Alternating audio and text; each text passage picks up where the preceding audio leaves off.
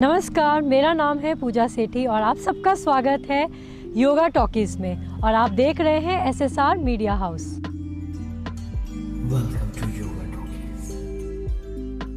आपको पता है डाइजेशन कैसे होता है? अच्छे डाइजेशन के लिए क्या करना चाहिए, क्या खाना चाहिए, डाइजेशन का प्रोसेस क्या है, मैं आपको बताऊंगी ही कि क्या होता है। उससे पहले चलिए एक छोटा सा सर्वे करके देखते हैं। एक्सक्यूज मी, मैं आपसे कुछ सवाल पूछना चाहती हूँ। So what do you feel कि अच्छे डाइजेशन के लिए क्या करना चाहिए? मैम, अच्छी डाइट ज़रूरी है और पूरा मतलब बैलेंस डाइट ज़रूरी है, जैसे कार्बोहाइड्रेट मात्रा में, प्रोटीन मात्रा में, फाइबर मात्रा में लेना चाहिए। और अगर डाइजेशन में अगर आपको दिक्कत आ रही है तो मतलब जैसे कॉन्स्टिपेशन वगैरह की, तो आपको फाइबर बढ़ाना चाहिए अपनी डाइट में और बस बैलेंस डाइट लेनी चाहिए। मतलब आपको क्या लगता है कि अगर अच्छा खाना है, दिन भर अच्छा खाएंगे, स्वस्थ वाली चीज़ें, तो क्या उससे डाइजेशन अच्छा रहेगा? बिल्कुल मैम, उससे बिल्कुल अच्छा रहेगा। और उसमें मैम इंडिया में सबसे बड़ी प्रॉब्लम होती है मैम प्रोटीन की कमी। लोगों के अंदर लोग कार्ब्स ज़्यादा कंज्यूम करते हैं लेकिन प्रोटीन की मात्रा कहीं कम रह जाती है। अगर डाइजेशन वीक है तो प्रोटीन ज़्यादा खाना चाहिए? मैम उसमें तो डाइजेशन के लिए अलग से होता है मैम, उसमें हमको फ्रूट्स वगैरह कंज्यूम करना चाहिए जो कि अच्छे से कम टाइम में डाइजेस्ट हो जाता है। Thank you so much, thank you. चलिए और कुछ लोगों से पूछते हैं। ये भी एक मेरा बहुत बड़ा सवाल है जो मैं अभी जवाब देने वाली हूँ कि अगर आपका डाइजेशन वीक है, बार बार गैस्ट्राइटिस, कॉन्स्टिपेशन, एसिडिटी ऐसी प्रॉब्लम हो रही है और आपको लगता है कि आप जिम जा रहे हैं और खूब सारा आपको प्रोटीन खाना चाहिए, तो इसके बारे में भी हम बात करने वाले हैं। आपसे एक सवाल छोटा सा पूछना था।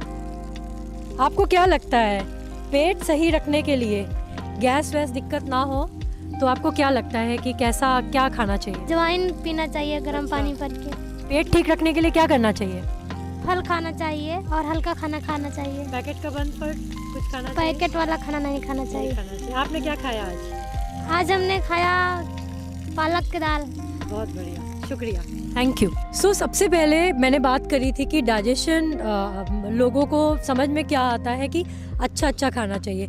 सबसे पहले ये तो एक मिथ है, digestion is equal to rest, क्योंकि जब हम डाइजेशन करते हैं, डाइजेशन स्टार्ट होता है, जैसे कि मैंने बोला, जैसे ही अपने मुंह में हम कुछ भी खाने के लिए डालते हैं, एंजाइम्स हमारे बॉडी से निकलते हैं, पेनक्रियाज इंसुलिन सिक्रीट करता है। इंसुलिन का काम होता है एनर्जी को सेल तक पहुंचाना। ये सब काम में क्या हो रहा है, इसमें आपकी एनर्जी लग रही है। एनर्जी लग रही है तो पूरा बॉडी का एनर्जी आपके डाइजेशन की तरफ चला जाता है। तभी आपने देखा है कि जब भी हम कुछ खाते हैं, हैवी मील्स लेते हैं, तो हमें थोड़ी सी नींद आती है दोपहर के खाने के बाद। तो ये भी कारण है। इसीलिए जब भी हम कुछ खा रहे हैं और अगर वो डाइजेस्ट नहीं हो रहा है, हमें क्या लगता है कि खाना खा लिया, अब कुछ हेल्दी चीज़ आ गई है, चलिए थोड़ा सा फ्रूट खा लेते हैं, फिर हमारा खाना डाइजेस्ट ही नहीं हुआ, फिर हमने सोचा थोड़ा सा दूध पी लेते हैं, बिस्किट खा लेते हैं, स्नैक्स खा लेते हैं। तो क्या हो रहा है, आपका खाना ऑलरेडी पेट में भरा हुआ है, उसके ऊपर आपने और खाना। अगर हम आयुर्वेदा की बात करें तो हमारी इससे अग्नि मंद हो जाती है, हमारा डाइजेस्टिव फायर स्लो हो जाता है। जैसे कि अगर हम एक यज्ञ करते हैं या हवन करते हैं तो हम देखते हैं कि हमने आग जलाई या कोई भी बॉनफायर करते हैं, आग जलाई, उसी के ऊपर हमने कुछ डालना शुरू कर दिया। जब वो ठीक से नहीं जला, उसमें और चीज़ और लकड़ी और सामान, तो क्या हुआ, हमारी अग्नि जो हमारी फायर थी वो स्लो हो गई। उसी तरीके से जब हम बार बार अपने पेट को लोड देते जाते हैं तो क्या होता है, हमारा डाइजेस्टिव फायर स्लो हो जाता है और डाइजेशन नहीं होता है। इसीलिए आजकल आपने बहुत सुना होगा कि इंटरमिटेंट फास्टिंग का नाम होने लग गया है। पहले ज़माने में लोग कहते थे फास्टिंग करो, क्योंकि हर मील में कम से कम 4 से 5 घंटे का डिफरेंस होना चाहिए, क्योंकि जब आप एक खाना खाते हो हैवी मील्स, तो वो थोड़ा सा टाइम लगाता है डाइजेस्ट करने का। डाइजेशन हो जाए फिर दूसरा मील लेना चाहिए, ये नहीं कि आपको कंटिन्यूस मील्स लेने चाहिए।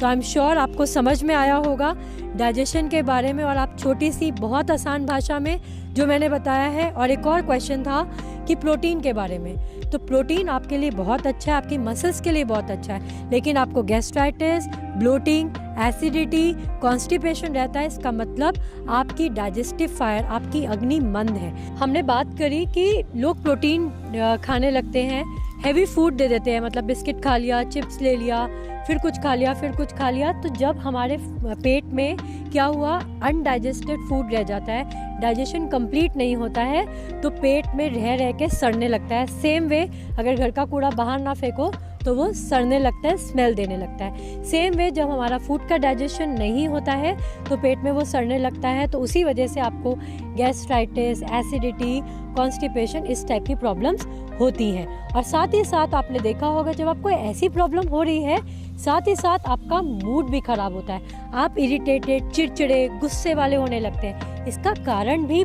बहुत रिलेटेड है पेट से। तभी कहते हैं कि अगर आपको किसी को खुश करना है तो पेट के रास्ते खुश करें। मतलब कि इसमें हमारा जो पेट है, हमारा जो गट है, वो 90% सेरोटोनिन नाम का हार्मोन सिक्रीट करता है, जिसमें हमारा हैप्पी हार्मोन्स होता है। मतलब अगर हम खुश रहते हैं तो 90% हैप्पी हार्मोन्स हमारे गट से ही बनता है, और हमारा गट ठीक नहीं है तो आप कैसे खुश हो सकते हैं। तो हमें ध्यान रखना है, अपने डाइजेशन को थोड़ा सा गैप दें, अच्छे से फूड को डाइजेस्ट होने दें, और उसके बाद ही दूसरा हैवी मील ले।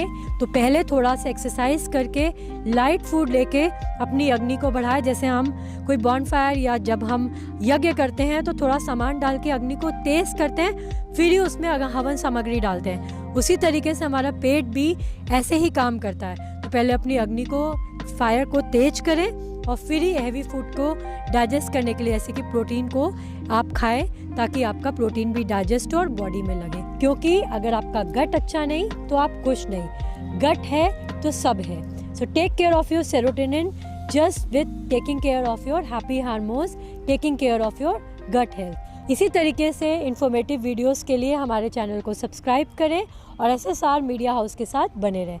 Thank you so much.